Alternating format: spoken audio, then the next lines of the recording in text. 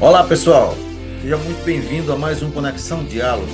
No episódio de hoje vamos falar sobre temas como o nosso corpo percebe o mundo ao redor e transforma isso em reações tão rápidas e precisas. Será que caminhos tão complexos dentro do cérebro surgiram por acaso ou existe algo maior por trás de tudo isso? Quer descobrir como tudo isso pode desafiar o que a gente aprende sobre evolução? Fique com a gente, voltamos após a vinheta. Informação, entretenimento, cultura, negócios, saúde, educação e fé. No ar, Conexão Diálogo com o Dr. Paulo de Tarso. Mais que um podcast, um debate sobre a vida. Oferecimento Wiki Telecom, a maior operadora de telecomunicações do Maranhão. Cell Dental, centro especializado em atendimento odontológico com qualidade e excelência. Instituto Brasileiro de Serviços Médicos, IBMED. CB2Go, o sabor especial do café mineiro, na melhor cafeteria de São Luís. Realização S23 Produções. Conexão Diálogo com o Dr. Paulo de Tarso.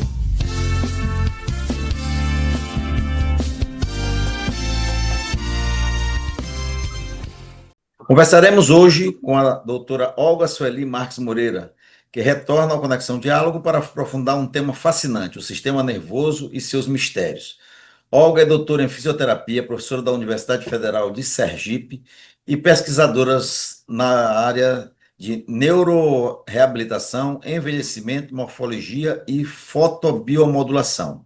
Também é membro da Sociedade Brasileira do Design Inteligente e tem se dedicado a discutir como a complexidade do corpo humano desafia explicações meramente evolutivas. Nessa conversa, iremos explorar como a impressionante organização do sistema nervoso levanta questionamentos profundos sobre suas origens e sobre seu funcionamento complexo, além das evidências que reforçam os princípios da teoria do design inteligente. E o tema de hoje, doutora Olga, será redes e vias neuronais do sistema nervoso central, organização, desafios à teoria da evolução. Bem-vinda mais uma vez ao Conexão Diálogo, doutora Olga Sueli. Bom dia, professor Paulo. É um prazer enorme estar aqui mais uma vez nesse canal, né, para a gente estar trabalhando essas questões relacionadas às teorias da evolução e também à teoria do design inteligente.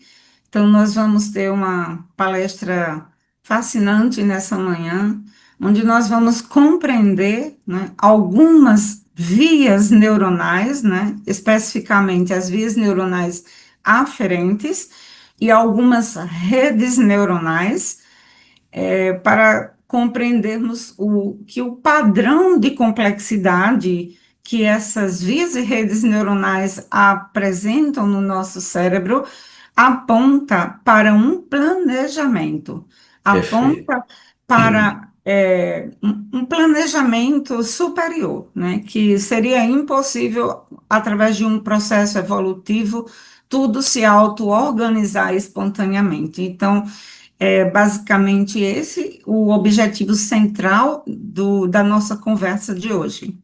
Perfeitamente. Então, possibilidade zero do sistema nervoso central ter evoluído.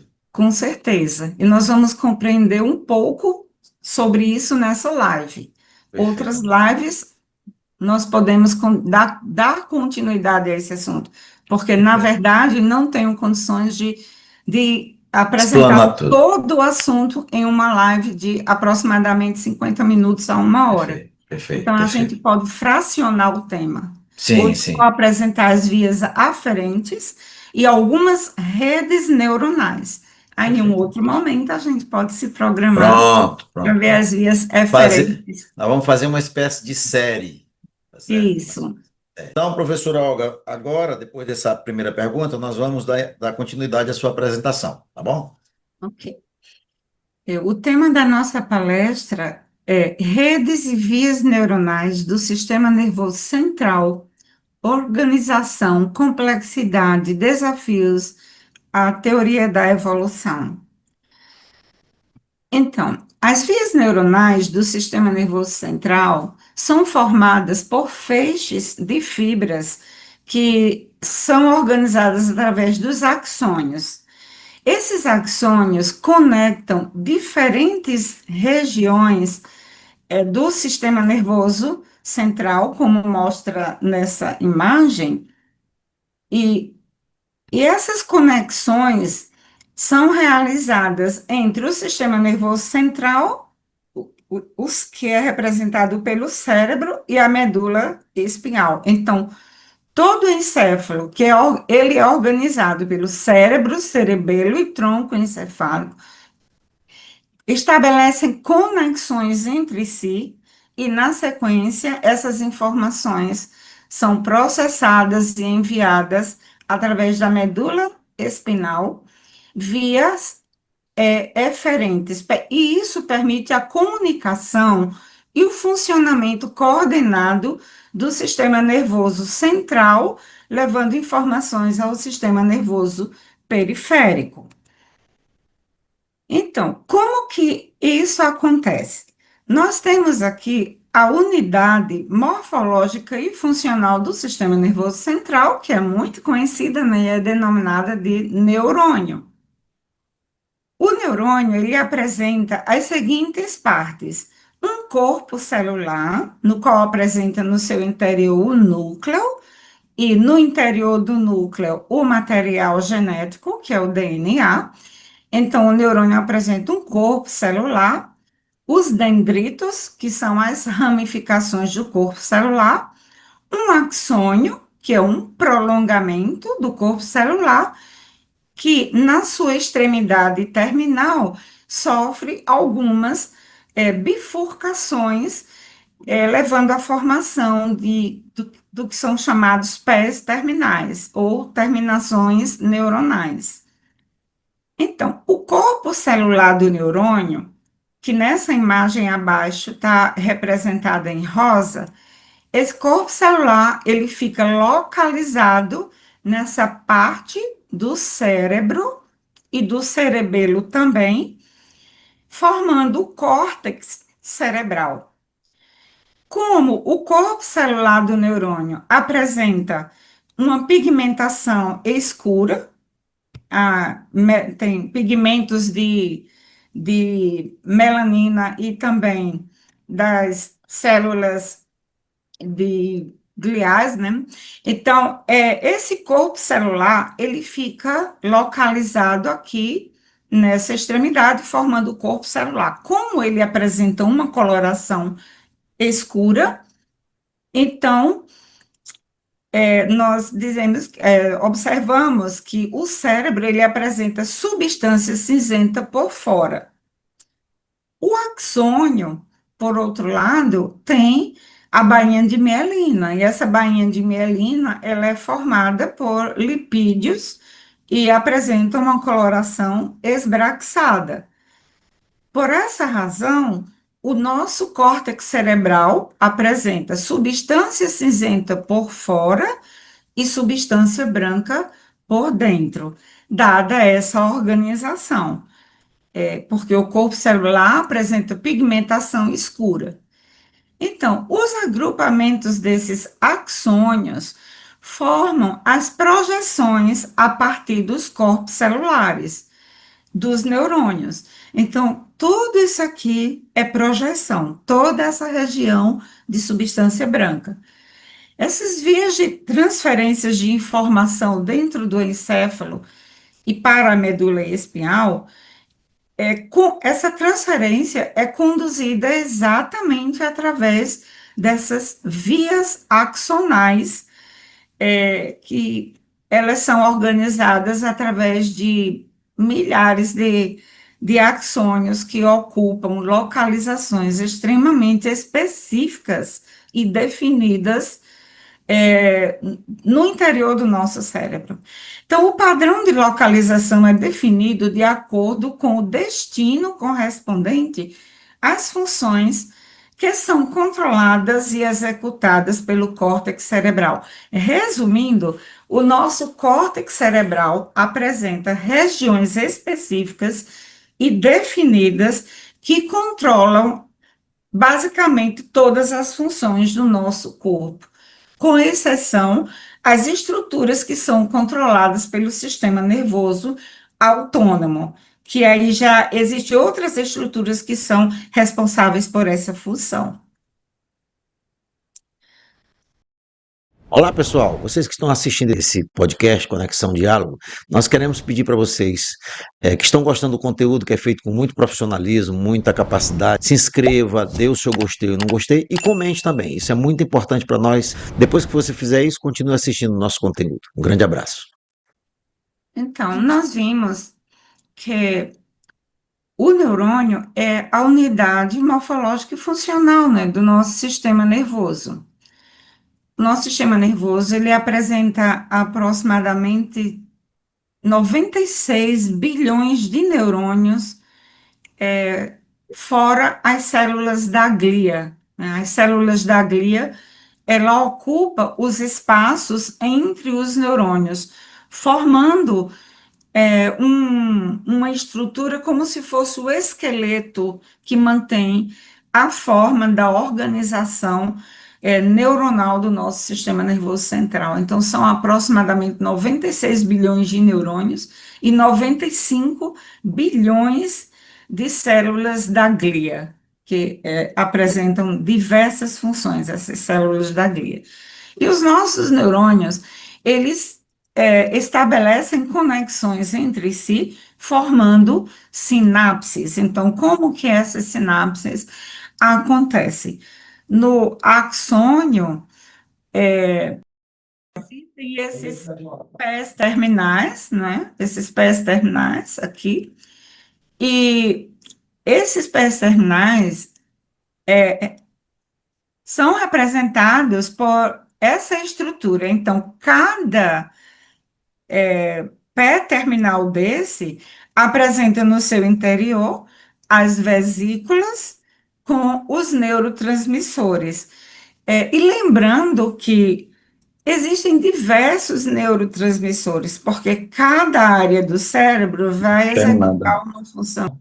E essa função, ela é executada através da ação de neurotransmissores. Então, existem regiões do cérebro que são controladas pela dopamina, outras agrupamentos de neurônios que são controlados pela noradrenalina, outras pela norepinefrina, e assim sucessivamente. Então, os agrupamentos de neuronais que controlam funções específicas, elas operam essas funções através da ação de determinados neurotransmissores. Existem redes neuronais que apresentam vários neurotransmissores, como nós vamos observar mais adiante quando eu for falar sobre o sistema límbico. Então, os neurotransmissores, eles ficam localizados numa região do pé terminal, né, que é chamado neurônio pré-sináptico. Essa estrutura aqui é uma célula da glia, na verdade, um astrócito, mostrando que esse astrócito, ele mantém a estrutura e a localização do neurônio de uma forma bastante resumida, definida. Enquanto que a membrana pós-sináptica, ela fica localizada nos dendritos, representado por essa região aqui. Então, nos dendritos, apresentam os receptores que vão receber o neurotransmissor que é liberado na fenda sináptica quando o potencial de ação, que é o sinal elétrico, passa nessa região. Então, aqui, resumindo, nós temos a membrana pré-sináptica, no seu interior contém as vesículas sinápticas, que contém os neurotransmissores, a fenda sináptica, a membrana pós-sináptica e o receptor que vai receber o neurotransmissor específico.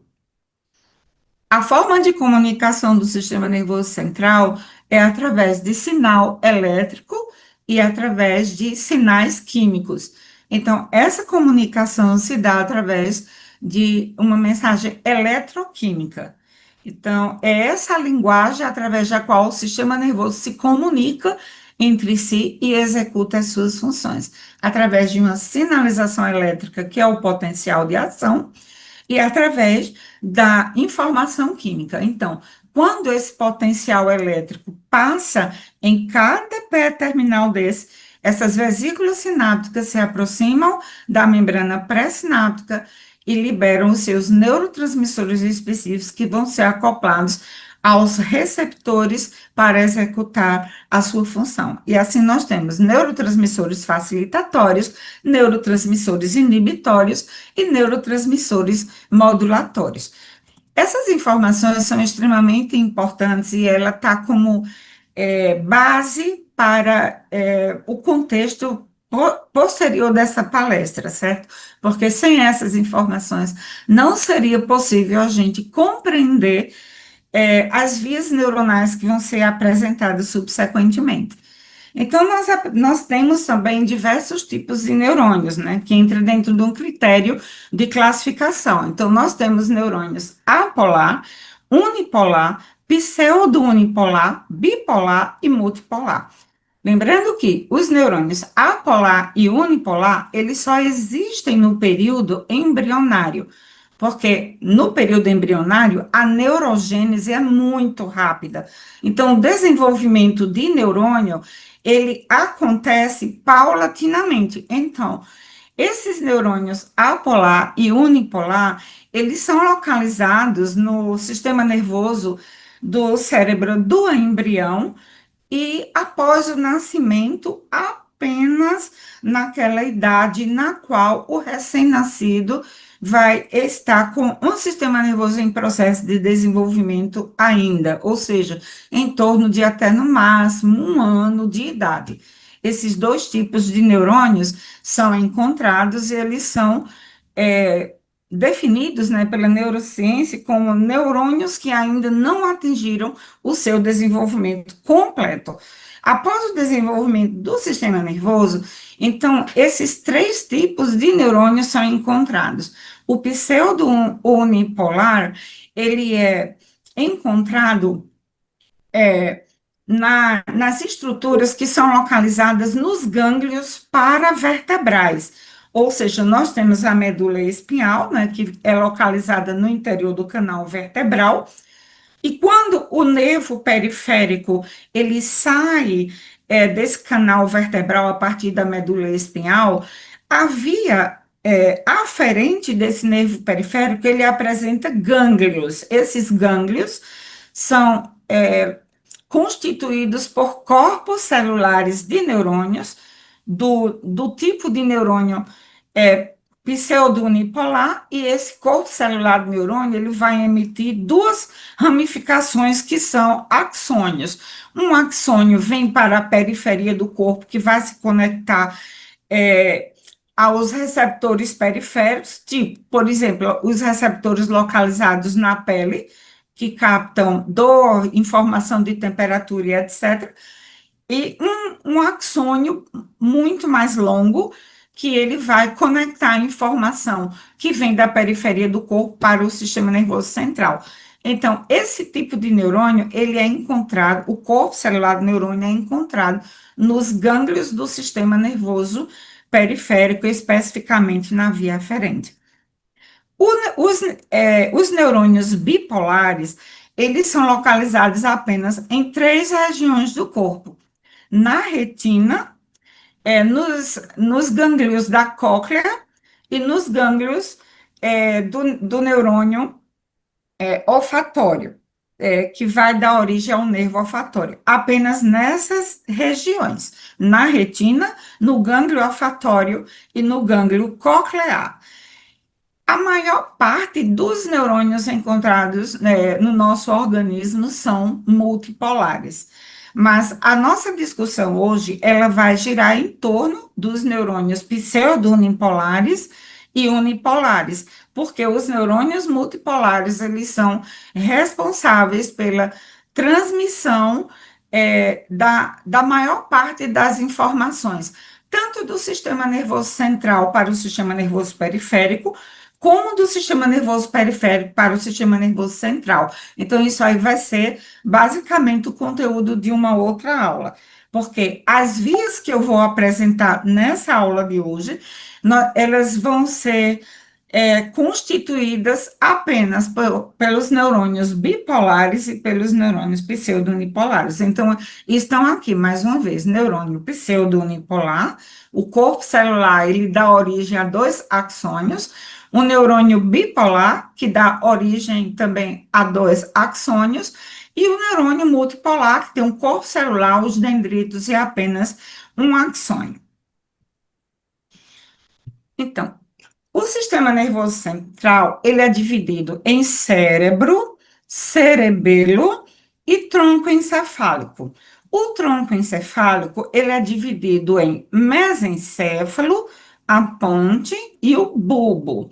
Então, aqui nós estamos visualizando o sistema nervoso, não, desculpa, o tronco encefálico numa visão ventral ou anterior, e nessa figura aqui, o tronco encefálico numa visão dorsal ou posterior. Ou seja, essa parte posterior, ela fica voltada para o cerebelo, enquanto que essa região aqui, ventral, fica projetada para frente.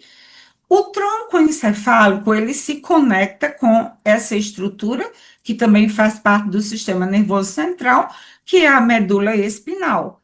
A medula espinhal dá, então, origem aos nervos periféricos. Nós temos 12 pares de nervos cranianos e aproximadamente 32, se não me foge a memória, de nervos raquidianos ou periféricos. Então, toda a comunicação do sistema nervoso central, ela é feita também, quer dizer, toda informação que é processada no sistema nervoso central e em seguida executada, essa informação, ela é transmitida através do sistema nervoso periférico, que vai conduzir essa informação para todos os músculos do nosso corpo, controlando as nossas funções motoras, e para neurônios relacionados com o sistema nervoso central, que vai controlar as nossas funções autonômicas, como batida do coração, a nossa respiração, a função das nossas glândulas e etc. Enquanto que os nervos cranianos, eles são representados por 12 pares, que são os seguintes: nervo olfatório, óptico, oculomotor, troclear, o trigêmeo, que tem 3 segmentos, o motor ocular externo, também conhecido como abducente, o nervo facial, o nervo auditivo, também denominado vestíbulo coclear, o nono par, que é o glossofaríngeo, o 10º par, o vago, o 11º par, o espinal e o hipoglosso. Cada nervo desse controla uma função. Por exemplo, o nervo olfatório, a olfação. O nervo óptico, ele está relacionado com a nossa visão. O trigêmeo, sensibilidade da face, motricidade do músculo da mastigação. O hipoglosso, todos os movimentos da língua, é um nervo motor.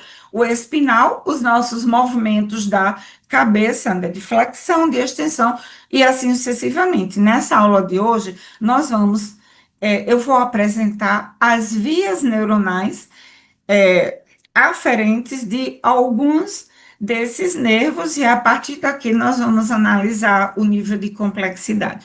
Nós estamos visualizando nessa imagem o que é denominado de homúnculo de Penfield. Penfield foi um fisiologista muito inteligente, que ele fez todo o mapeamento motor e sensorial do córtex cerebral. O que significa isso? Ele mapeou, né, através de sinais elétricos, todas as partes do nosso córtex cerebral que controlam os movimentos do nosso corpo. Por exemplo, essa região do córtex cerebral, ela controla os movimentos da perna e do pé. Essa região aqui, do braço e da mão, olha quanto é enorme a região que controla as funções da face e da boca. Essa região da língua Essa região aqui é representada pelo lobo ínsula, que controla a função gustativa e assim sucessivamente. E essa região aqui, ela vai interpretar toda a nossa sensibilidade, tanto a sensibilidade superficial, como, por exemplo, dor, temperatura, pressão, essa forma de sensibilidade superficial, ela vai ser interpretada no córtex sensorial, que também é chamado somatosensorial. Então, essa região do córtex somatosensorial, ela vai interpretar toda a informação sensorial que parte da perna e do pé. Por exemplo, se você leva uma furada de agulha na perna ou no pé, essa dor aguda, ela vai ser interpretada nessa região do córtex cerebral. Nessa região do tronco, essa região aqui do braço, essa da mão, essa aqui da face, da boca, dentes e da língua. E aqui a sensibilidade gustativa, que ela é interpretada pelo lobo ínsula. Porque nós apresentamos, né, lobos, o nosso cérebro ele é dividido em lobos, então tem a face superolateral, a face inferior e um lobo profundo, que é denominado lobo ínsula, que ele fica localizado nessa região.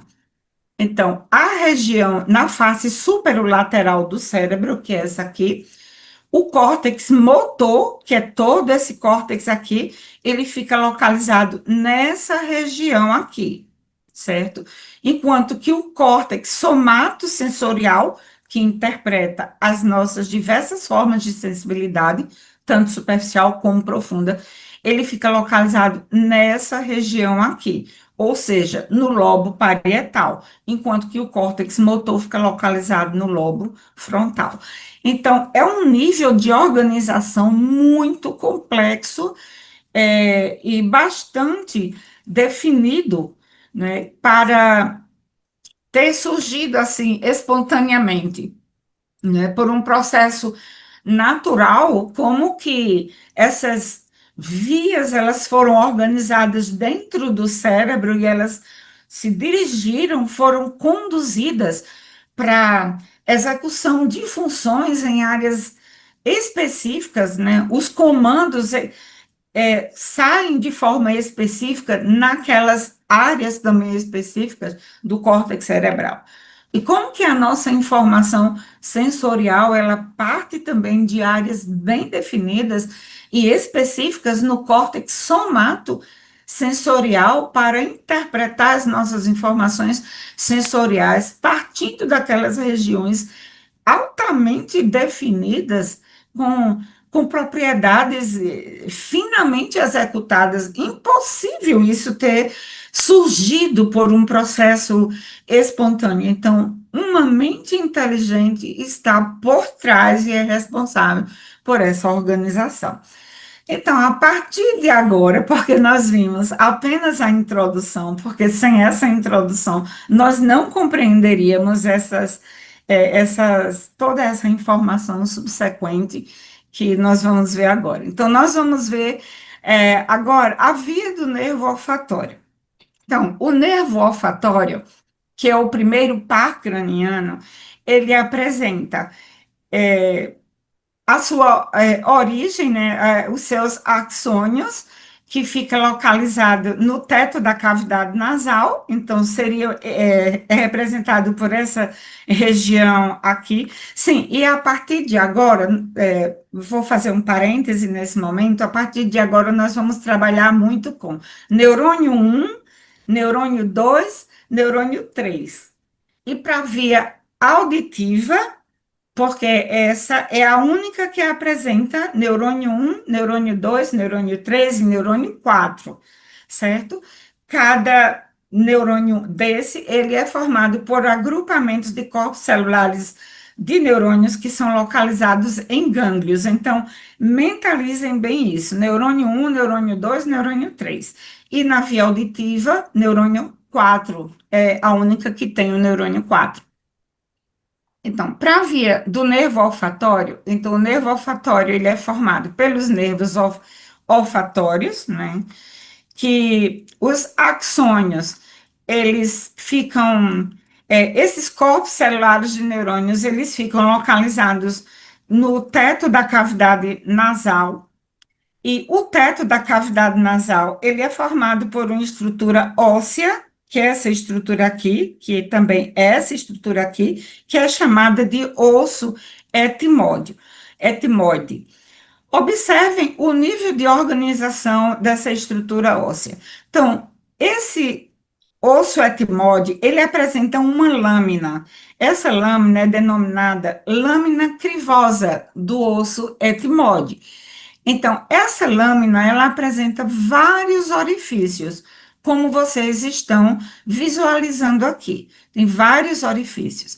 Nessa imagem, esses orifícios são representados por essas, como se fossem canais, certo? Então, os corpos celulares de neurônios que são localizados, os corpos celulares de neurônios são localizados nessas células mitrais, aqui essas células mitrais, ficam localizados no bulbo olfatório, porque o nervo olfatório apresenta o bulbo olfatório e o trato olfatório. Então, o neurônio 1, ele é formado pelos corpos celulares de neurônios que emitem axônios que vão atravessar esses orifícios da lâmina crivosa do osso etmóide. Então, o neurônio 1, ele fica localizado no teto da cavidade nasal. Observe o nível de complexidade disso. Então, os axônios, eles se agrupam, então aqui seriam os gânglios do neurônio 1, certo?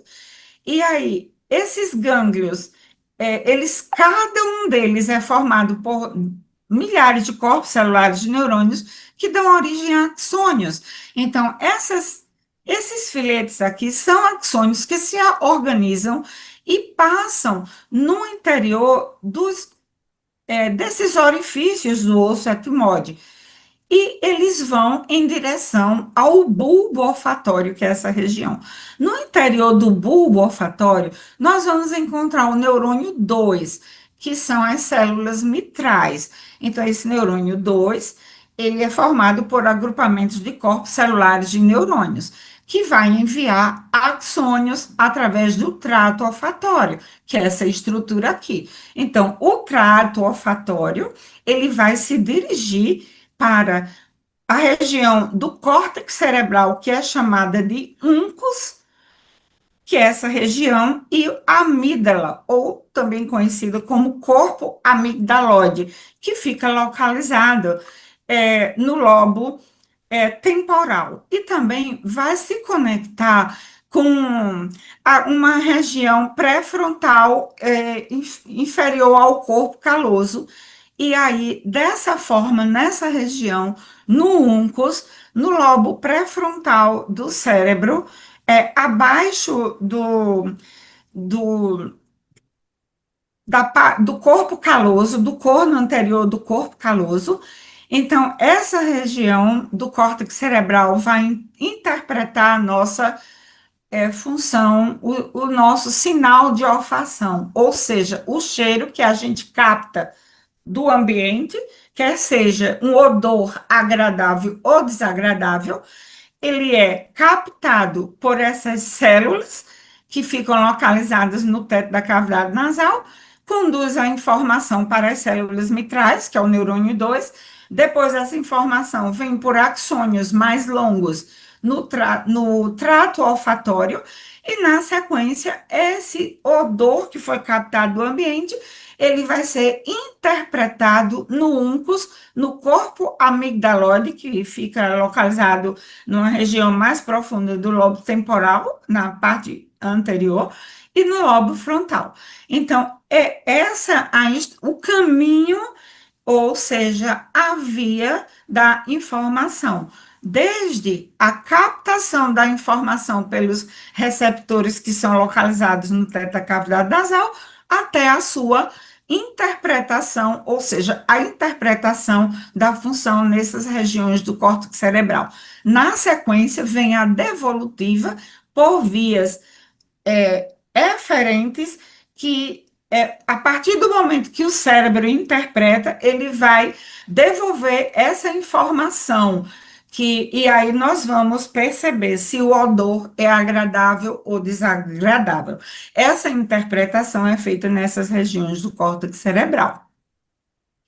Na sequência, vamos ver agora as vias aferentes do nervo óptico. Esse aqui é sensacional e muito bonito também. Então, para nós compreendermos as vias do nervo óptico, então, nós precisamos entender como é a estrutura do olho, mas não vai dar tempo eu me detalhar minuciosamente, mas nós temos aqui o globo ocular, né? Ele é movimentado por diversos músculos, aí tem a vascularização, a inervação e aqui a retina, certo?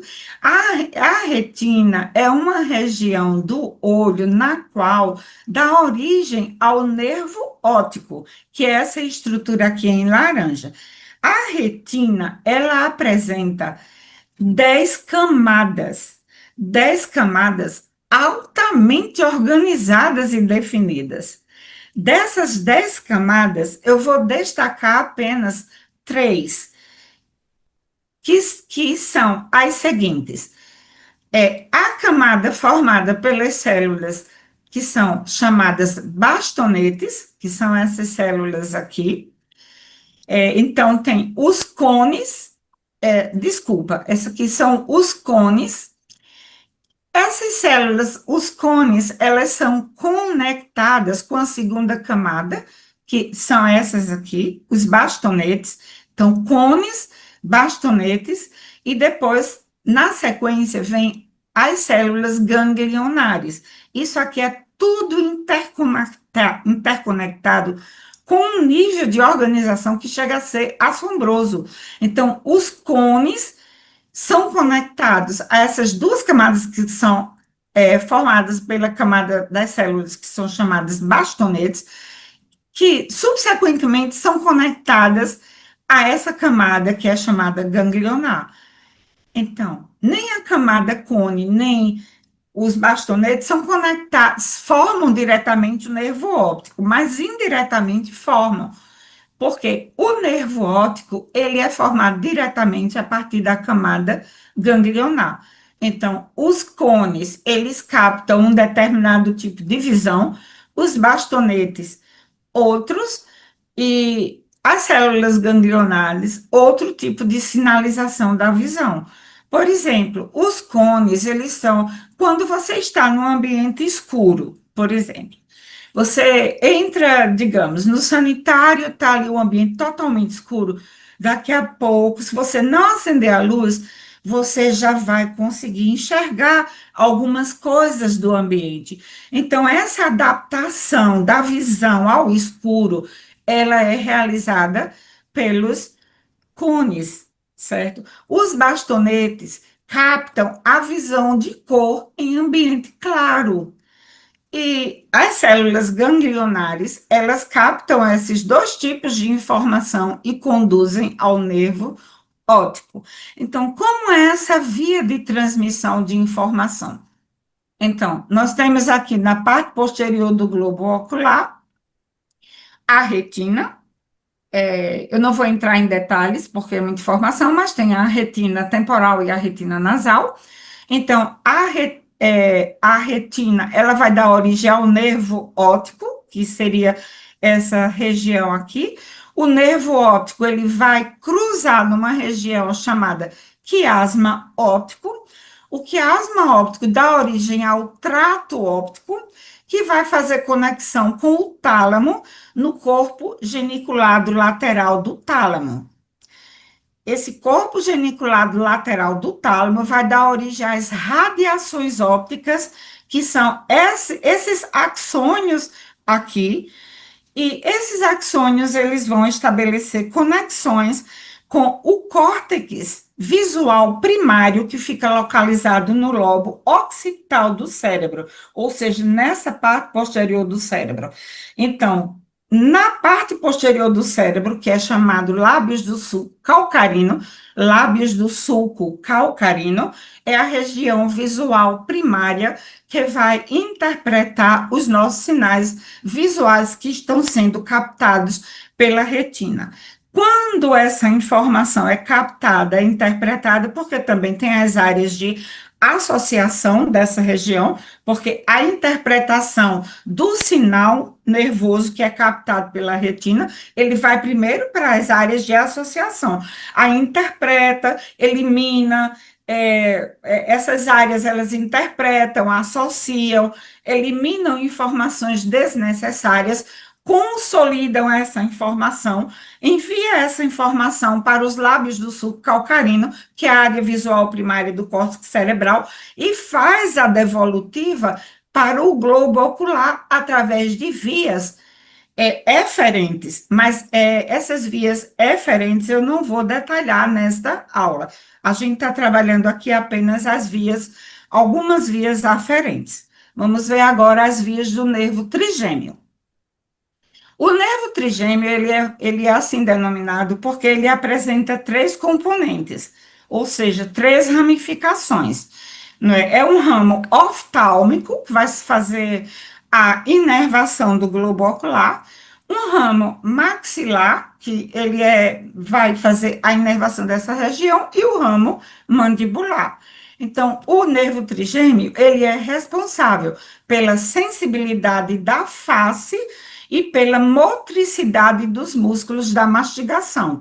Todos os músculos da mastigação, pterigóide medial, pterigóide lateral, o masseter, os músculos acessórios da mastigação, são inervados pelo ramo maxilar e mandibular do nervo trigêmeo.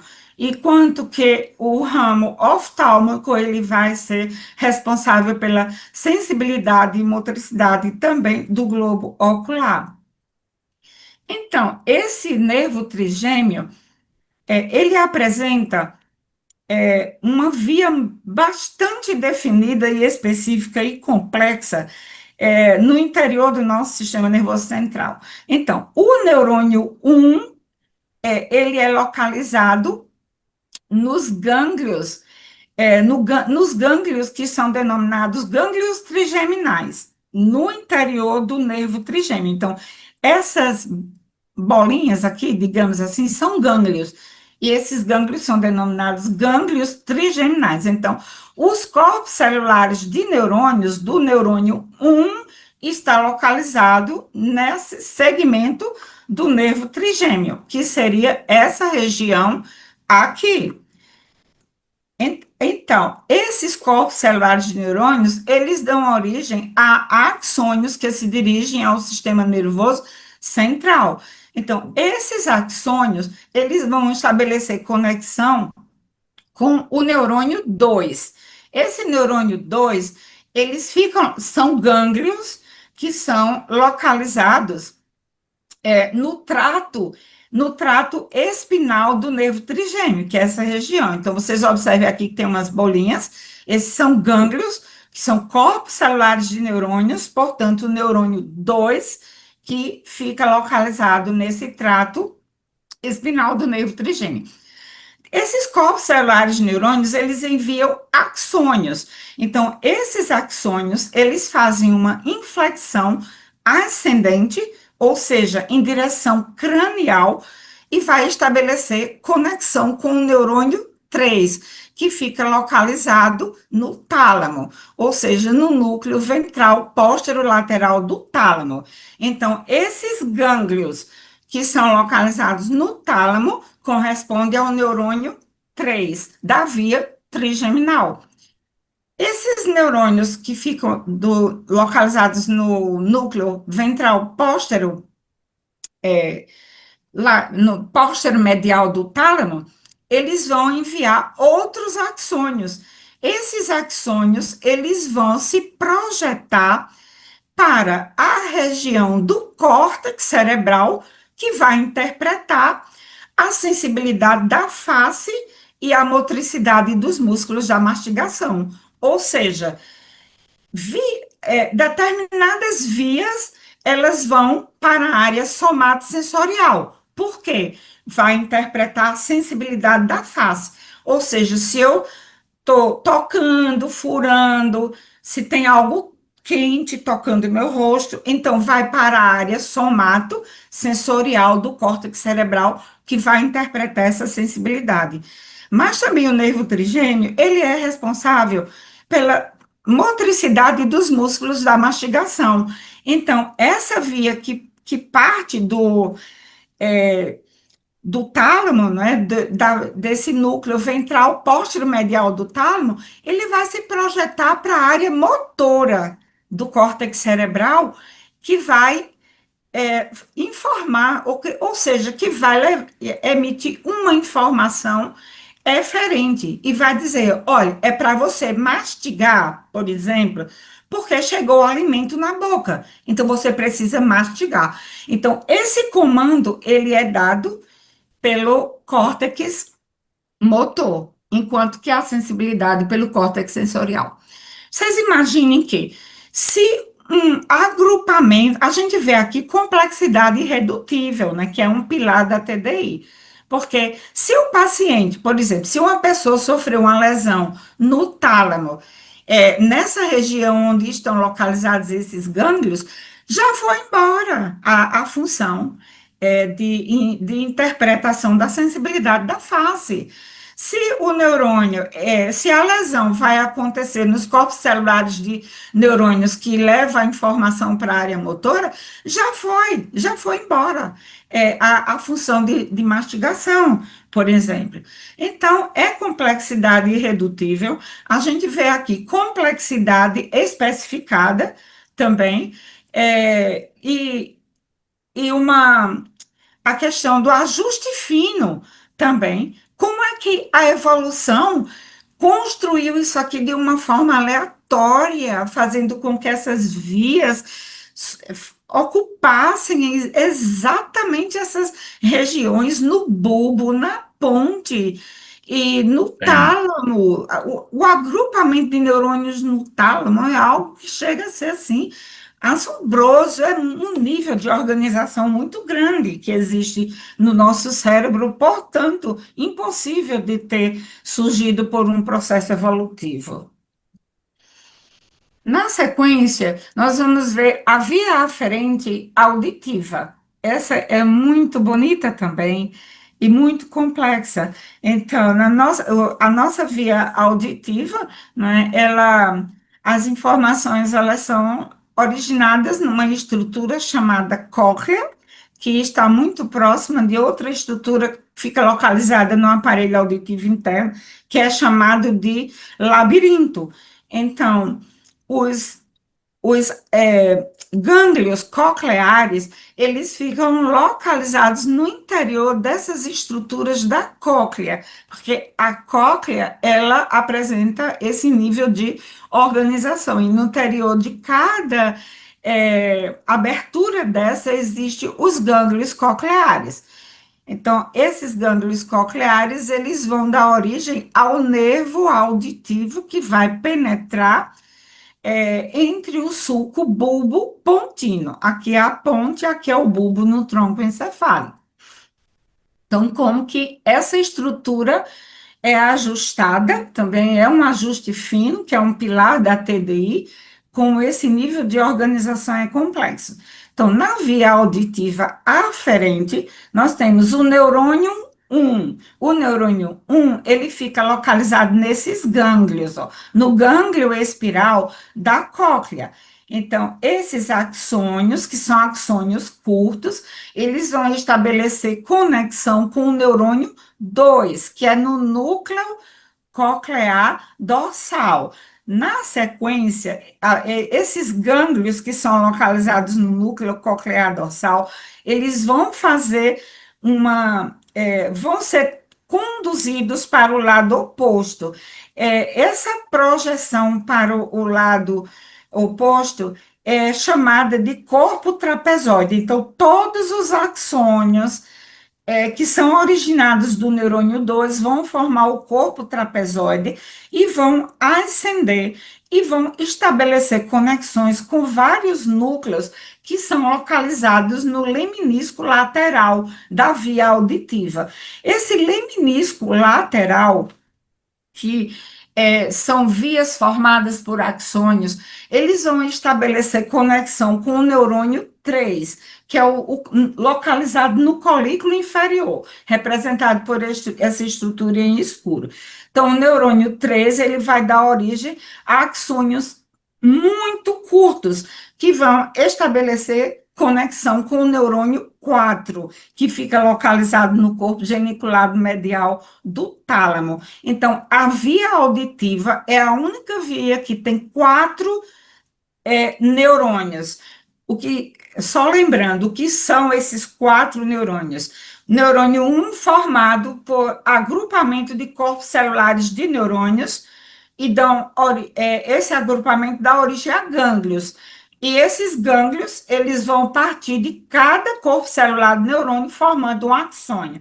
Então, as vias, elas são formadas pelos axônios, e os gânglios são formados pelos agrupamentos dos corpos celulares de neurônios. Então, na sequência, a partir do neurônio 4, que é localizado no corpo geniculado medial, essa informação auditiva, que é captada pelos receptores periféricos, que são localizados no ouvido interno, elas vão ser conduzidas, elas passam pela cápsula interna aqui e vão ser conduzidas para a área auditiva primária, que fica localizada no lobo temporal do cérebro. Então, aqui, ó, é o córtex auditivo primário, e também esse córtex auditivo primário apresenta córtex de associação, que fica em áreas adjacentes. Então, esse córtex auditivo é que vai interpretar a informação que foi captada pelos receptores, que ficam localizados no aparelho auditivo interno. Então, esse córtex auditivo que fica localizado no giro temporal transverso posterior, aqui é o lobo temporal, né? Portanto, ele fica localizado no lobo temporal. Esse córtex auditivo, ele vai interpretar o som que eu estou ouvindo, se é agudo, se é grave, se é muito alto, se é baixo, se é subliminar, tudo isso é captado nesse córtex auditivo primário. Lembrando que corpo geniculado medial, que essa estrutura aqui, faz parte da via auditiva. Corpo geniculado medial e corpo geniculado lateral ficam localizados no tálamo. Só que o corpo geniculado medial, de localização mais medial, faz parte da via auditiva, enquanto que o corpo geniculado lateral, ele faz parte da via visual, certo? É importante compreender isso também. Um sonho, para se tornar realidade, exige muito mais do que a vontade do sonhador. É necessário ter coragem, sabedoria, determinação e, acima de tudo, a ação. Há mais de uma década, a WIC Telecom surgia como um grande sonho na mente do empresário Paulo de Tarso Baima Filho. E como mentes conectadas mudam o mundo, em 2010, esse grandioso projeto começava a se concretizar. Nascia a maior operadora de telecomunicações do Maranhão e uma das maiores do Brasil. Homologada pela Anatel, a WIC Telecom possui mais de 35 mil quilômetros de rede backbone, com 100% fibra ótica, totalmente própria, abrangendo 9 estados e o Distrito Federal. Somos uma das operadoras que mais cresce no Norte e Nordeste. E para garantir nosso pioneirismo e excelência no mercado, investimos em uma infraestrutura de rede de última geração, através de implantação de Smart Cabines com a tecnologia DWDM em todas as nossas rotas, garantindo a máxima qualidade e segurança aos nossos clientes. A WIC Telecom possui atuação fortemente consolidada nos estados Maranhão, Pará, Piauí, Ceará e investe continuamente na expansão de sua rede para outros estados. Ao todo, levamos conectividade para mais de 400 cidades do Brasil.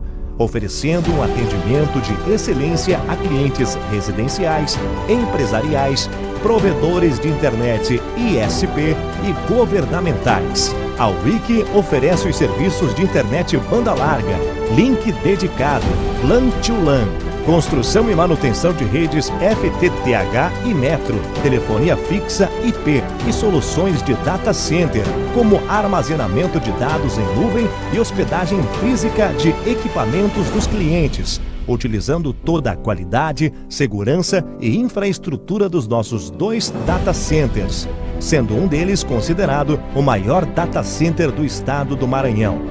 Para garantir um atendimento de qualidade e excelência, investimos na capacitação e profissionalização dos nossos colaboradores. Nossas equipes de suporte e monitoramento estão à disposição dos nossos clientes para solucionar qualquer eventualidade.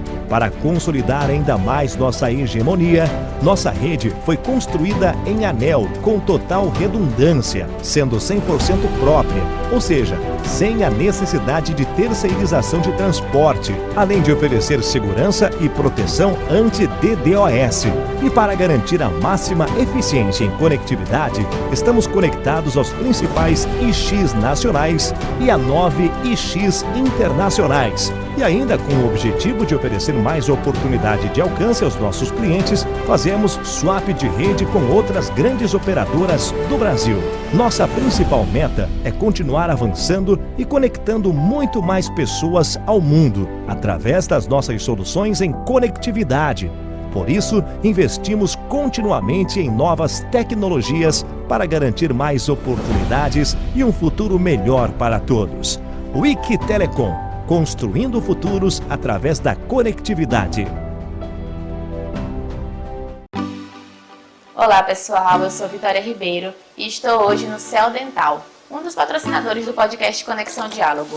O Céu Dental é um centro odontológico especializado em atendimentos e serviços de qualidade. Já tem mais de 40 anos de mercado e está hoje localizado no Renascença, no edifício Office Tower. O Céu Dental oferece serviços como próteses totais, implantes dentários e muito mais, sempre com profissionais experientes e tecnologia moderna.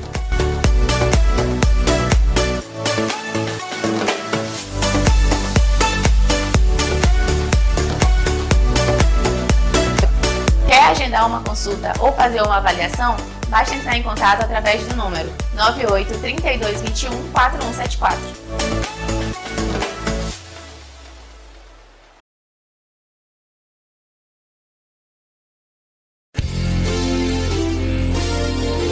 Informação, entretenimento, cultura, negócios, saúde, educação e fé. No ar, Conexão Diálogo com o Dr. Paulo de Tarso. Mais que um podcast, um debate sobre a vida. Oferecimento Wiki Telecom, a maior operadora de telecomunicações do Maranhão. Céu Dental, centro especializado em atendimento odontológico com qualidade e excelência. Instituto Brasileiro de Serviços Médicos, IBMED. CB2Go, o sabor especial do café mineiro, na melhor cafeteria de São Luís. Realização S23 Produções. Conexão Diálogo com o Dr. Paulo de Tarso.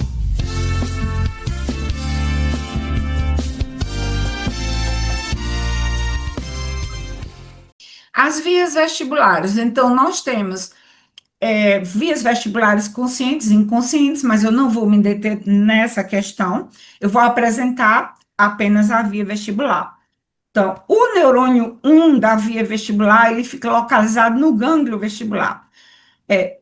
Um parêntese agora. A via vestibular, ela é responsável pela captação da informação dos movimentos da cabeça. Então, se eu estou movimentando a minha cabeça para trás, para frente, para um lado, para o outro, em rotação, em circundução, toda essa movimentação da cabeça, assim como o equilíbrio corporal, ele é captado por essa via vestibular.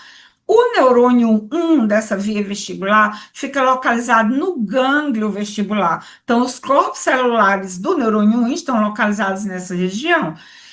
Esses corpos celulares de neurônios, eles enviam, lembram que eu falei lá no início que na via auditiva, os neurônios cocleares, eles são neurônios bipolares.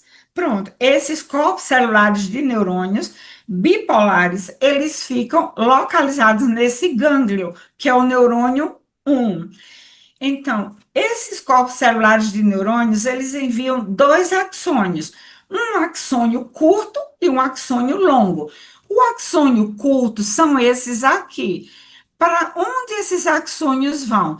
Para os receptores que ficam localizados no labirinto, certo? Por isso que no aparelho auditivo interno é onde está localizado o labirinto, que é essa estrutura aqui. Então, tem a cóclea, que vai dar origem ao nervo auditivo, e o labirinto, que vai dar origem ao nervo vestibular. Por isso que o nervo é chamado vestíbulo coclear, o nervo auditivo. Então, a captação da informação de movimentação da cabeça e de equilíbrio é captada no labirinto. Então, o labirinto é uma estrutura que é responsável, então, pelo nosso equilíbrio e pelo controle dos nossos movimentos da cabeça. Esses axônios curtos, eles se dirigem, então, a receptores que são localizados no labirinto. Quais são esses receptores? O utrículo, que é esse aqui, e o outro receptor é denominado de sacro. Então, esse axônio, ele vai captar a informação da periferia, ou seja, se eu estou movimentando minha cabeça para um lado, se é rotação. Então, essa informação é captada por esses receptores e é conduzida através do axônio longo para o sistema nervoso central. Qual é o neurônio 2? O neurônio 2 dessa via é localizado exatamente na parte posterior do tronco encefálico, que é essa região aqui, é onde estão localizados os neurônios vestibulares. Então, vou voltar aqui. Então, o axônio que parte do neurônio 1, ele vai se dirigir, ó, vocês observem aqui, que aqui já é o bulbo, certo? Aqui é o bulbo, e no bulbo, na parte posterior do bulbo, existem agrupamentos de corpos celulares de neurônios, que esse agrupamento dessa região, eles são denominados de núcleos vestibulares. Então, os núcleos vestibulares, eles ficam localizados no bulbo, que é essa região aqui, na parte posterior do bulbo, ou seja, a parte que fica voltada para o cerebelo. Portanto, é a região dorsal do tronco encefálico. Esse agrupamento aqui de neurônios é altamente organizado, certo? Aí tem os neurônios superiores, os neurônios vestibulares superiores, inferiores, os medial e lateral. Não é uma organização assim aleatória. É tudo exatamente no seu devido local para dar origem a vias neuronais também específicas que vão ser dirigidas, ou seja, vão conduzir informação para os locais também altamente específicos. Então, desses neurônios vestibulares, do grupamento superior dos núcleos vestibulares, vai dar origem à via vestíbulo cerebelar. Desses grupamentos laterais dos núcleos vestibulares, vai dar origem à via vestíbulo coclear. E do agrupamento inferior, vai dar origem à via vestíbulo espinal, ou seja, vai descer pela medula espinhal e vai se dirigir aos músculos, porque o nosso equilíbrio, ele é controlado, ele é executado pelos nossos músculos. né? Então, esse controle de equilíbrio, quando a gente fica em pé, quando a gente desloca um corpo para um lado para o outro, esses movimentos são executados pelos músculos. Então, existe essa via vestíbulo-espinhal que vai controlar o equilíbrio enquanto nós andamos, enquanto nós estamos realizando as nossas atividades de vida diária. Resumindo, dos núcleos vestibulares que são localizados na parte posterior do tronco encefálico, são originadas três vias. As vias que são elas, vestíbulo cerebelar, vestíbulo coclear e vestíbulo espinal. Essa via vestíbulo cerebelar também está relacionada com a coordenação e o equilíbrio dos nossos movimentos corporais. A via gustativa. O neurônio 1 da via gustativa ficam localizados nesses gânglios. Esses gânglios são denominados gânglio inferior do vago, gânglio petroso e gânglio geniculado. Então, esse neurônio, ele é pseudonipolar. Então, ele vai dar origem a dois axônios. Um axônio curto e um axônio longo, que vai conduzir a informação para o sistema nervoso central. Então, os corpos celulares de neurônios ficam localizados no gânglio, nos gânglios. Então, os gânglios vão dar origem a um axônio curto.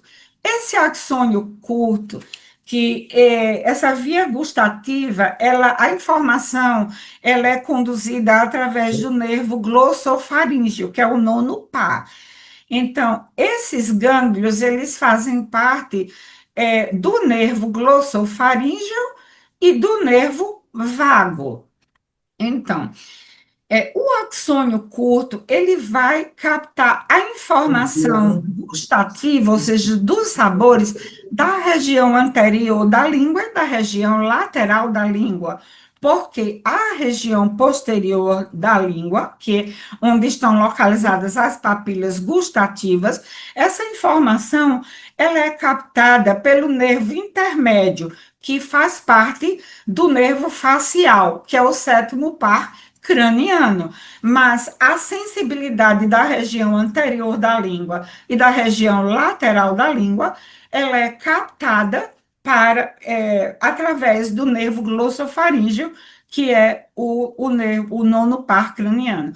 Então, essa informação é captada por receptores que são localizados nessa região, vão para o gânglio, que é formado pelo corpo celular do neurônio, e aí vai dar origem ao segundo, os axônios vão ser conduzidos ao segundo neurônio. Esse segundo neurônio, ele está localizado no núcleo do trato solitário, que fica localizado no bulbo. Então, esse agrupamento de neurônios que fica localizado no bulbo, vocês observem que fica adjacente aos neurônios vestibulares que ficam localizados bem nessa região aqui. Então, o neurônio 2, que é pelos corpos celulares dos neurônios que ficam localizados no núcleo do trato solitário, aí vai enviar uma informação aferente que vai penetrar no sistema nervoso central, vai fazer conexão com o neurônio 3, que é localizado no núcleo ventral póstero medial do tálamo. Lembrem que o tálamo apresenta núcleo ventral póstero medial e ventral póstero lateral. O núcleo ventral póstero lateral, ele é destinado exclusivamente para a via visual. Todas as demais conexões de neurônio 3, eles são projetados no núcleo ventral póstero do tálamo. Na sequência, esses corpos celulares de neurônios dão origem a axônios que ascendem cranialmente e vai para o neurônio 3, que é o núcleo ventral póstero-medial no tálamo, e do neurônio 3, esses axônios vão ser projetados para a região, para o córtex cerebral, que é responsável pela interpretação dos sabores. que esse córtex ele fica localizado numa região profunda do cérebro, que é chamado ínsula, ou córtex gustatório, também denominado opérculo insular, que fica localizado entre a região frontal, fica localizada, desculpa, na região frontal. Então, a via gustativa, ela é direcionada para o córtex da ínsula para interpretar os sabores. Ou seja, o neurônio o axônio do neurônio 1, que está captando a informação dos sabores, se é doce, salgado, azedo, amargo, o alimento, né, que você está ali mastigando, essa informação é captada pelo neurônio 1, e aí vai ser conduzida para a ínsula. O córtex da ínsula é que vai te informar, olha, o alimento que você está mastigando agora, ele é salgado. Então, essa interpretação ela é feita pelo córtex insular. Suponhamos que uma pessoa sofra uma lesão no neurônio 2, ou seja, os núcleos do trato solitário são destruídos. Já foi, a função gustativa foi totalmente destruída. Entende? Então, aqui a gente vê exemplo também de complexidade irredutível e de ajuste fino, porque a via ela é precisamente localizada.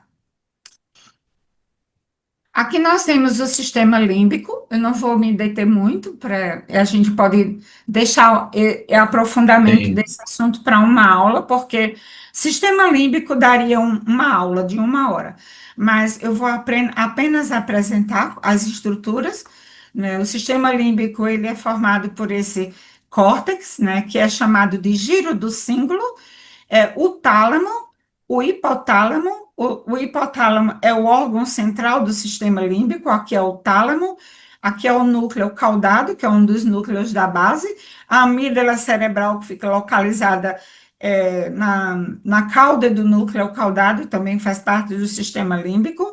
Aqui são todos os grupamentos de neurônios do hipotálamo, que é a principal estrutura do sistema límbico, que é representada por essa região aqui.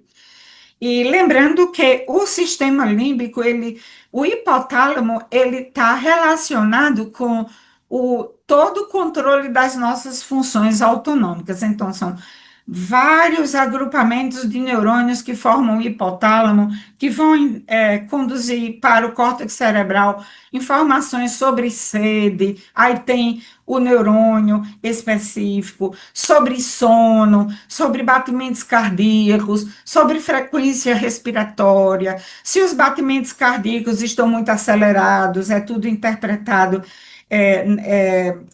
captado por essa região e interpretado em áreas específicas do cérebro. E o sistema límbico também, ele é responsável pelas nossas emoções. Então, o órgão central do sistema límbico é denominado hipotálamo, com todos aqueles agrupamentos neuronais, porque todas as nossas emoções, elas são interligadas com as nossas funções autonômicas. Então, isso é muito lindo, gente, porque, por exemplo, se você está tendo uma emoção muito forte de medo, certo? Então, você vai ter a vasoconstricção, os vasos sanguíneos, eles vão, aliás, eles vão dilatar para chegar mais Dilatar. sangue, né, para os músculos, para poder a gente correr, para fugir do perigo. Então, todo o sistema límbico, que é o nosso sistema de emoções, ele está funcionalmente conectado com as estruturas do hipotálamo, que controlam as nossas funções autonômicas. Então, o hipotálamo, a estrutura central do sistema límbico, é responsável por regular as funções endócrinas, emocionais e as funções vegetativas. O sistema límbico interage com quase todas as áreas do nosso cérebro para controlar as nossas emoções e o comportamento. Então, aqui é o circuito, né? Vou passar isso aqui rapidamente. Então, o órgão central hipotálamo informa, ou leva informação para o tálamo, que leva informação para o giro do cíngulo, que vai para o hipocampo, e está tudo conectado, é fantástico. Aqui são os principais neurotransmissores que agem no sistema límbico: o glutamato, acetilcolina, o ácido gama-aminobutírico, que é inibitório, a dopamina, que é inibitório nesse sistema, mas é facilitatório em outro, serotonina. Todos esses neurotransmissores são relacionados com as nossas emoções e eles são localizados em vesículas sinápticas, nessas estruturas específicas. A gente pode ter uma aula só sobre isso posteriormente, doutor Paulo. Sim, E sim. é para a gente visualizar em um corte transversal. Então, você imagina que foi feito um corte anatômico aqui, nessa região, nesse sentido, como eu estou mostrando, e você está visualizando a imagem de cima para baixo. Então, seria um corte da medula espinhal. Observem como as localizações são precisas das vias descendentes. Aqui é a via córtico-espinhal, que vai trazer informações do cérebro para executar funções motoras, e aqui são as áreas sensoriais. Então, isso aqui dá outra aula, só para a gente entender como as localizações são altamente precisas, de via de sensibilidade tátil, de via que se dirige para o cerebelo, de via que está descendo do cérebro para executar funções específicas. Isso é muito complexo. A precisão é absurda, sabe? Então, o design inteligente está por trás de toda essa organização. Aqui é o circuito que envolve os núcleos da base também. Eu vou deixar esse assunto para uma próxima aula, que esse aqui são as vias subconscientes de controle da nossa motricidade voluntária. Ou seja, os núcleos da base e os cerebelos, eles atuam em um nível subconsciente para modular a nossa motricidade voluntária. Isso também dá uma outra aula. Aqui nós temos destacado nessa imagem o cerebelo. Aqui é o tronco encefálico. Então, observe que o cerebelo ele fica localizado na parte posterior do tronco encefálico. Essa estrutura, o cerebelo, ele é responsável pela coordenação dos movimentos, controle da postura, coordenação de movimentos finos e grossos. Aqui é a estrutura interna do cerebelo. Aqui, olha, observem que tem circuitos paralelos, que é a célula inibitória do cerebelo, que é a célula de Purkinje. Ela emite vários axônios paralelos que vão enviar informações para outras células de outras camadas do cerebelo, como célula encesto, célula glandular. Esse circuito é altamente complexo e regula a motricidade fina, a coordenação motora fina e grossa, controle de tônus e postura. O circuito neuronal envolve tudo isso aqui. Então, aqui, ó, o planejamento do movimento envolve essas estruturas, a ideação do movimento, núcleos da base, áreas de associação cortical, cerebelo. O cerebelo envia informação para o córtex cerebral, o córtex cerebral para o cerebelo. O córtex motor envia informação para os núcleos da base, que essas duas estruturas aqui agem no nível subconsciente. Núcleos da base faz a devolutiva para o córtex cerebral. Aqui ocorre a iniciação do movimento, e a execução do movimento vai envolver o movimento vai depender do córtex cerebral e do cerebelo diretamente. Então, a circuitaria que envolve cerebelo e núcleos da base também, e emoções, porque se você tem uma reação de medo, você vai correr. Para você correr, você precisa de coordenação, precisa de equilíbrio. E isso aí vai recrutar a circuitaria neuronal do cerebelo. Só que se você tem medo, você está recrutando a circuitaria do sistema límbico. E a execução é via córtico-espinal. Desce pela medula espinhal e vai estabelecer conexão com o motoneurônio alfa da ponta anterior anterior da medula espinhal, que vai levar informação para os núcleos, para os músculos periféricos, para você ter a reação de lutar ou fugir. É complexo ou não, esses nossos sistemas? Então, aqui é toda a circuitaria que vai resultar nos nossos movimentos voluntários. A via central inicia no córtex cerebral, passa pelas modulações dos núcleos da base e do cerebelo, modula tudo, vem informações para a via extrapiramidal, a via piramidal leva a informação para o motoneurônio alfa, que fica localizado aqui na ponta anterior da medula, que leva a informação para os músculos, que vão se contrair, e para as glândulas, que vão diminuir a sudorese, que vai provocar boca seca. Isso é um exemplo, no caso de uma reação de medo. Como o nosso cérebro trabalha diante de uma reação de medo. Então, é algo assim fantástico, sensacional, e aí nós já estamos indo para a reta final, e eu faço aqui alguns questionamentos nesse momento. Questionamentos que são desafiadores para as pessoas que defendem a teoria da evolução. Qual foi o processo evolutivo que resultou na formação de 86 bilhões de neurônios, além das células gliais, há aproximadamente 3,8 bilhões de anos, início da celularidade no planeta, do ponto de vista da evolução? A conta não fecha. É impossível isso ter acontecido. Toda essa organização, todas essas redes neuronais e vias neuronais terem surgido espontaneamente através de um processo evolutivo que durou apenas 3,8 bilhões de anos. Segundo a evolução, o neocórtex surgiu do páleo. Então, o páleo, né, ele teria dado origem a todas as células do córtex cerebral. Lembrando que o neurônio é uma célula diferenciada, o neurônio não se multiplica. Ele não passa por processo de proliferação celular. Então, resumindo, um neurônio não gera dois outros neurônios, exceto no período da embriogênese. Mas no cérebro adulto, não, o neurônio não produz dois outros neurônios.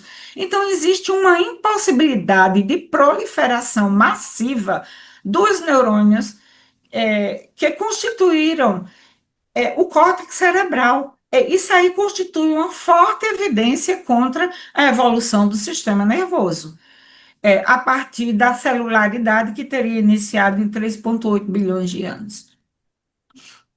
O modelo gradual de evolução do sistema nervoso ele é estudado a partir de anatomia comparada, homologias morfológicas e filogenia molecular e genômica. Então, existem vários artigos, né, que eu fiz busca e que outros que não deu tempo ainda fazer uma leitura aprofundada, mas geralmente, dentro do contexto evolutivo, os estudos, eles são baseados nesses três aspectos. Anatomia comparada, né, que é o estudo das semelhanças e diferenças na estrutura corporal de diferentes órgãos.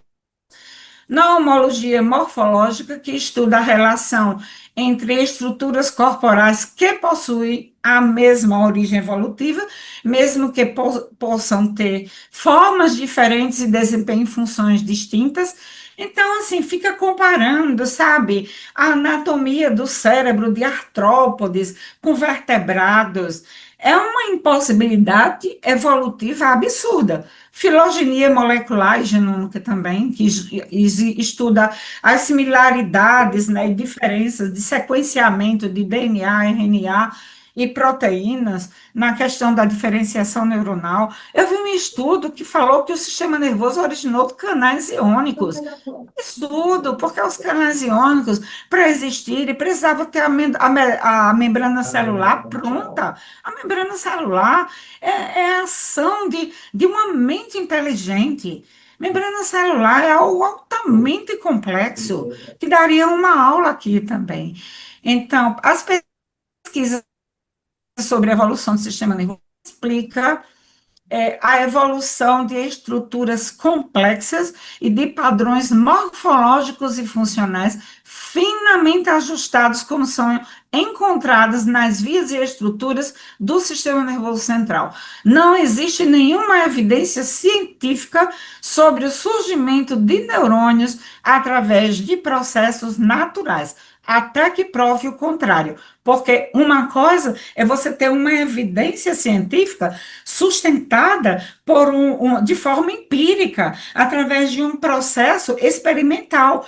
Outra coisa baseada em suposições. Suposições. Ah, porque os artrópodes surgiu, o primeiro neurônio surgiu de, de nas águas. Não sei. Isso são suposições. Então, para que crer entre que surgiu por um processo evolutivo e surgiu a partir de uma mente inteligente, eu escolhi, e todos da TDI também escolheram acreditar, né, que uma mente inteligente, não só acreditar, é evidência. Porque quando você estuda o nível de complexidade da vida, como diz o professor Marcos Eberle, é coisa de profissional. Só uma mente inteligente foi capaz de organizar, planejar e executar tudo que existe na vida. Os principais problemas dos argumentos evolutivos do sistema nervoso são: não explicam como as células isoladas se organizaram para formar os tecidos e os sistemas, não explicam como células sobreviveram sem os mecanismos biológicos da comunicação celular. Isso aqui dá outra aula, viu, professor? Sim. Não explicam como as células sobreviveram na ausência das complexas reações químicas essenciais para a homeostase e manutenção da vida, como, por exemplo, as reações que mantêm o pH, e não consideram o funcionamento integrado de todos os sistemas orgânicos para manter a homeostase. Ou seja, o sistema nervoso não poderia funcionar sem o sistema circulatório, Sim. porque o cérebro não passa nem 5 minutos sem receber o aporte circulatório, porque se esse aporte circulatório for interrompido, os neurônios, em 1 minuto, já começam a sofrer alterações metabólicas. Com 10 minutos, já tem morte neuronal irreversível. Então, sem a homeostase, impossibilidade de vida. As conclusões. Os arranjos estruturais das vias axonais do sistema nervoso central não poderiam ter sido formados por processos naturais, com base na pressão evolutiva da seleção natural, nas mutações gênicas e na deriva genética. Com base na análise da disposição e da complexidade morfológica e funcional das vias aferentes do sistema nervoso central, pode-se inferir que o sistema nervoso apresenta um modelo de organização que envolve planejamento e ação inteligente. Não foram encontrados artigos científicos que demonstrassem a macroevolução do sistema nervoso e nem sobre a evolução das vias neuronais do cérebro humano. A maior parte das deduções dos estudos é baseada apenas em suposições. E aqui fica o questionamento com o qual eu costumo encerrar todas as minhas palestras. Nós estamos enfrentando o grande debate do século. É TDI ou é evolução? É design ou acaso? Eu decidi pelo design inteligente. Muito obrigada pela oportunidade e sigamos em frente nessa luta. Agradeço Perfeitamente. imensamente, professor, por essa oportunidade, por estar contribuindo com o seu canal. E com a TDI? Nós é que agradecemos, professor. Eu quero lhe parabenizar por essa aula, que até deu para dar uma revisada nos conhecimentos também. Eu vou assistir ela novamente, principalmente na parte que refere à gustação, olfato, audição, a visão, que é importante para mim. E é bom lembrar que o planejamento do design foi tão perfeito que dos nossos cinco sentidos divinos, quatro estão na cabeça e três estão na face, né? Então, ele não poderia deixar de organizar dessa forma, e muito menos o sistema nervoso central ter evoluído paulatinamente, devagarzinho, né? Continuamente, ao longo de 3 bilhões. Um neurônio não consegue vida mais do que 30 segundos, né? Ele já se desfaz. E como a senhora falou, ele não se multiplica a não ser na fase embrionária. Então, parabéns por essa aula, muito bacana, não é? E diante dessa aula, eu peço que as pessoas que estejam vendo parem um pouquinho, se inscrevam no canal, né? Compartilhem com outras pessoas, peça para os seus alunos, depois que nós publicarmos, se inscreverem no canal para tornar esse vídeo relevante, né? Para as pessoas terem mais conhecimento, professora. Porque é uma aula esclarecedora, explicativa e altamente pedagógica, né? Acho que a gente precisa difundir isso. Tá bom? Vamos fazer uma série dessas outras aulas. Prepare aí, nos avise, tá? Para a gente partilhar essa aula que tem aí também com outros assuntos dentro dessa mesma aula que a senhora falou, né? Existem assuntos que dão outras aulas aí dentro. Só para a gente ver como é o funcionamento do nervoso central, que é bem interessante. A ciência ainda está descobrindo muita coisa também, precisa de muitos trabalhos. Isso seria impossível a evolução desse sistema, né, que depende de todo o sistema. E nós, os seres vivos, não existe nada balançando e vivendo isolado, tudo está interligado, né? Então, nós não podemos dizer que cada sistema foi evoluindo devagarzinho ao longo do tempo, não é? Então, nós agradecemos a sua participação e vamos publicar assim que possível. Tá bom, professora? Ok. Quero mais uma vez agradecer a oportunidade Sim. e convidar todos que vão assistir, né, essa palestra nesse canal Conexão Diálogo, que curtam, compartilhem e também participem do sexto congresso da TDI, que será agora em julho. É uma oportunidade que nós usamos também, né, professor Paulo, para Sim. divulgar o sexto congresso da TDI. Se inscrevam, participem, porque nesse congresso nós estaremos apresentando muitas evidências que apoiam a teoria do design inteligente, é, e que são evidências inquestionáveis, né, que os pilares da TDI sustentam, né, a teoria do design inteligente. Então, são muitas evidências. Algumas pessoas falam, mas não tem prova. Por quê? Porque a gente não pode provar a existência de Deus, não tem como provar. Mas o mundo criado, a vida, a complexidade da vida, quando a gente começa a investigar com aprofundamento biologia molecular, biologia celular, neurociências, a gente chega a uma conclusão óbvia, impossível existir todos esses mecanismos vieram a existir através de um processo natural, evolutivo. Isso é impossível. Impossível na minha percepção. Sempre que eu me dedico aos estudos e eu gosto de mergulhar profundamente no conhecimento, cada vez mais que eu faço isso, eu chego à conclusão que uma mente inteligente está por trás da criação do universo e da vida. Eu quero parabenizar por esse canal, professor, e Obrigado. fico aqui à disposição. Quando o senhor quiser, eu estou à disposição para colaborar. Perfeito. Muito Perfeito, perfeito. Então, vamos preparar as outras aulas, que aí a senhora vai avisando para a gente marca para a gente fazer outra aula, outras aulas dessa série aí, né? Descobrindo o corpo humano e o design inteligente, fisiologia do corpo humano e o design inteligente, vai ser muito legal. ok, Acho que as pessoas vão gostar.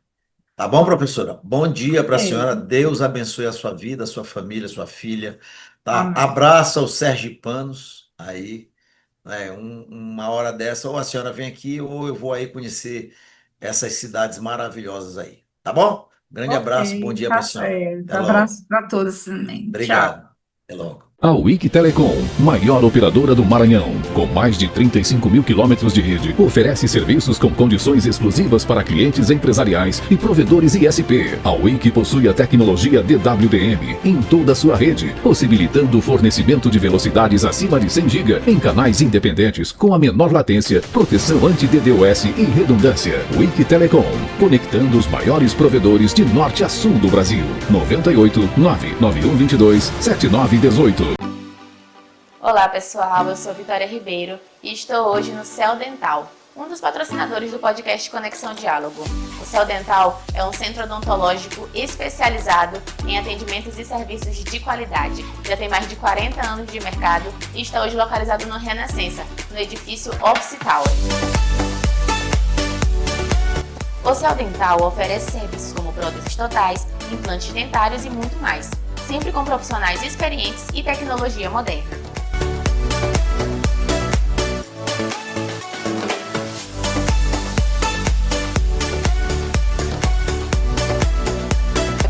Quer agendar uma consulta ou fazer uma avaliação? Basta entrar em contato através do número 98 32 21 4174.